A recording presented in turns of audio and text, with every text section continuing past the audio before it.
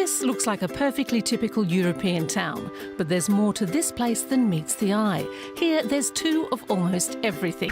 2 police units, 2 large churches, 2 post offices, 2 town halls, and 2 mayors. And inside some people's homes, there are even 2 countries. When my wife is cooking, it's Belgium, and when we eat, it's here, and that's Holland. Wait, what's going on here? Welcome to Baarle, a town divided between 2 countries in a confusing puzzle. Parts of it belong to the Netherlands, that's Baarle-Nassau, and the other parts belong to Belgium, Baarle-Hertog, but it's still one town.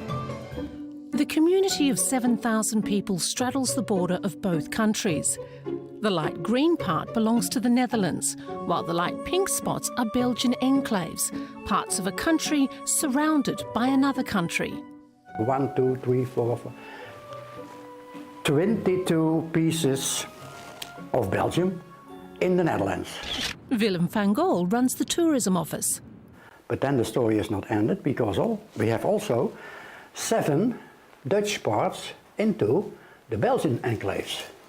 Worldwide, there are 64 enclaves, so we have almost a half, which makes us world capital of enclaves. But how did that happen?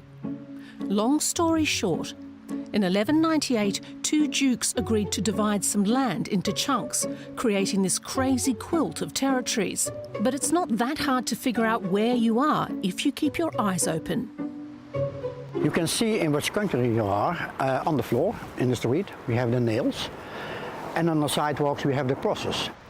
People use the front door rule to know which country they live in. Your house is registered where your front door lies, but sometimes this happens. The front door is divided in a Dutch part and a Belgian part. Yes, you can see it on the house numbers by the flag colours. In other homes, the borders can be just as tricky.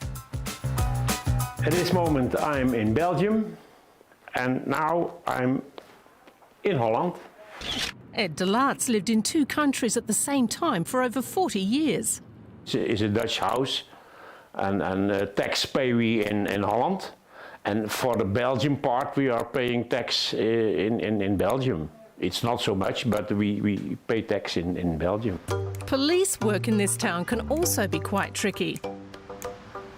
Criminals doesn't stop at the border. Meet Ed and Pascal, who share one office but need permission.